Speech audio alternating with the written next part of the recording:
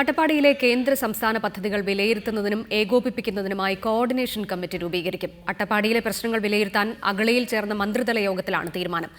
പദ്ധതികളുടെ നടത്തിപ്പിന് IAS ഉദ്യോഗസ്ഥനെ നോഡൽ ഓഫീസറായി നിയമിക്കാനും ധാരണയായി. Reporter impact. കോടിക്കണക്കിന് രൂപയുടെ പദ്ധതികൾ നടപ്പിലാക്കിയിട്ടും ശിശുമരണങ്ങൾ തുടർക്കഥയാകുന്ന സാഹചര്യത്തിലാണ് മന്ത്രിമാരായ VS Shivakumar, MK Muneer, PK Jayalakshmi എന്നിവരുടെ നേതൃത്വത്തിൽ അഗളിയിൽ അവലോകന യോഗം ചേർന്നത്. അട്ടപ്പാടിയിലെ പദ്ധതികൾ വിലയിരുത്തുന്നതിനായി ജനപ്രതിനിധികൾ അടങ്ങുന്ന കോർഡിനേഷൻ കമ്മിറ്റി രൂപീകരിക്കും. കമ്മിറ്റിയുടെ ഘടന അടുത്ത മന്ത്രിസഭാ യോഗത്തിൽ തീരുമാനിക്കും. പദ്ധതികളുടെ നോഡൽ ഓഫീസറായി IAS ഉദ്യോഗസ്ഥനെ നിയമിക്കാനും ധാരണയായിട്ടുണ്ട്. കോർഡിനേഷൻ കമ്മിറ്റി ജനപ്രതിനിധികളുടെ ഒരു സമിതി ഉണ്ടാകണം എന്നുള്ളതാണ് പൊതുവായിട്ട് വന്നിട്ടുള്ള അഭിപ്രായം. അത് മുഖ്യമന്ത്രിയുമായി സംസാരിച്ചിട്ട് ക്യാബിനറ്റ് അക്കാര്യത്തെക്കുറിച്ച് തീരുമാനമുണ്ട്. അത് പോസിറ്റീവായിട്ടൊരു തീരുമാനമെടുക്കും.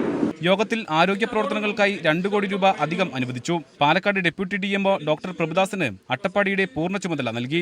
ഡിസംബർ 5 മുതൽ എല്ലാ ഊരിലും കമ്മ്യൂണിറ്റി കിച്ചൺ ആരംഭിക്കും. പോഷകാഹാരക്കുറവ് മൂലം കുഞ്ഞുങ്ങൾ മരിച്ച കുടുംബത്തിന് ധനസഹായം നൽകുന്നതും സൗജന്യ റേഷൻ അനുവദിക്കുന്നതും അടുത്ത മന്ത്രിസഭാ യോഗം ചർച്ച ചെയ്യും. കുടിവെള്ള പ്രശ്നം പരിഹരിക്കുന്നതിന് 44 കോടി രൂപയുടെ പദ്ധതി നടപ്പിലാക്കുന്നുണ്ടെന്നും മന്ത്രിമാർ അറിയിച്ചു.